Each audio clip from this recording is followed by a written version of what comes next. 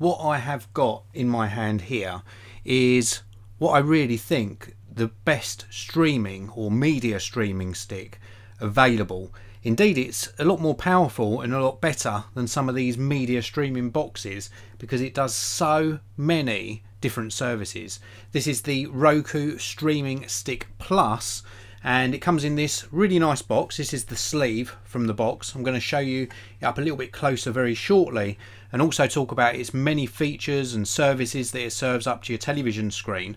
I think this is a really good purchase in the run up to Christmas. It'd be a fantastic gift for somebody, and I've left a link to where you can buy this for yourself in the video description area. So let's take a closer look at the Roku Streaming Stick Plus. We're going to take a look inside the box, see what we get. So this is what you're presented with when you open up the box. We'll take a look at the sleeve in a short while because it details all of the services you can get on here. In the box you do get the quick start guide. This is going to get you up and running very quickly.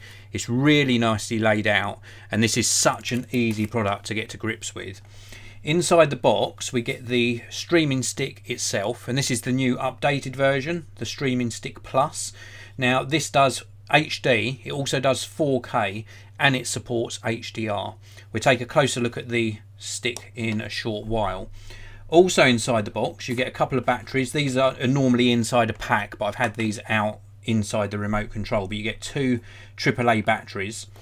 You also get this remote control. Very nice remote control. This gives you all of the buttons you really need to use the product. So we've got a back button, home button, a power button, 4-way rocker, OK button in the middle, and then we've got some other buttons in here, including sort of voice search, track control, etc.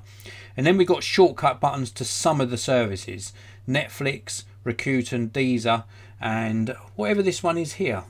Not sure what that one is because I've never used that one, but another service there. I'm not sure even if you can remap these. If you can't remap them, I think you really should. There's also a little Roku tab down the bottom. I'm pretty sure that you can't remap that unless that's something that I haven't really managed to get to grips with. So also inside here we have got the 3-pin UK plug, USB on the back. Now you're going to use this to power this streaming stick. You can power it from a USB port on the back of your telly, but if you haven't got a USB port on the back of your TV, then you can power the streaming stick from there. We do get a USB extension cable to use with that power brick, so USB to female USB. And we also get the little power cable here. This is long enough for if you've got a USB port on the back of your telly. You're going to plug this into the back of your telly, and then this end here, the mini USB end, goes into the streaming stick itself. I just want to show you this remote control one more time. It really is a nice size remote control. Very well laid out. We have also got volume control on the side as well, and as I mentioned earlier, it does run off of those AAA batteries that you get supplied. There's rubberized feel to these keys as well, so it's a very nice feeling, much better than some of these cheap remotes you get with devices. Now before I show you the streaming stick a little bit closer, let's take a sort of a better look at the box, because this really does demonstrate to you and give details of the services that are on offer here. So we've got Netflix, we've got TuneIn, we've got All 4, ITV, YouTube, BBC iPlayer, Now TV, we've got UK TV Play, Google Play and Movies, Channel 5. We've also got Sky News, TV Player, STV and Prime Video. So you've got lots of services on here. Now TV I use a lot, Netflix I use a lot, and Prime Video. So 3 of the main services I use, and of course YouTube, which you can find me on, are all available on one stick. And when you buy a competitor's product, you do find that they often limit the product to just their own services. So for example, the Amazon Fire TV stick won't have all of these services available on it. So very good case in point there. And also Now TV isn't available on all smart TVs, so this actually adds that functionality. And the stick itself I think is a much neater solution than buying a media player or media set-top box. If you've got a little tiny box to accommodate, you've got yet another thing to gather dust, yet another thing to put on your TV stand. This actually plugs direct in via HDMI. So you plug this into your HDMI port, the power cable comes out of the mini USB into the back of your TV, assuming your TV's got a USB port. If it hasn't, you run that cable into the extension cable and then into the power socket. Now if you buy this in another country, you're going to get a country specific USB power adapter inside the box, and I've left links to where you can buy this in multiple countries down in the video description. It works extremely well. It's very, very responsive, a nice turn of speed, and also what you've got to remember with this is it not only does HD, but it also does 4K. So your latest UHD televisions will work with this in full UHD resolution. But not only that, it also supports HDR. So you've got HDR capability on this as well, which I think is really fantastic, and it looks superb as well. Now I happen to have an HD TV, an HDR TV that runs in UHD resolution, so 4K. And I tested this out and I think it works exceptionally well. The HDR footage is very, very good indeed. The actual quality of the streaming also extremely good. You won't be disappointed on this. Now you can also control this as well as via the remote control. You can control it via an Android or iOS application. We've also got a quad core processor in here, so it launches very quick. It transitions between screens very quick. Thousands upon thousands of channels. You've also got really good wireless range on here, 4 times the wireless range of the previous model of this, so really good wireless range.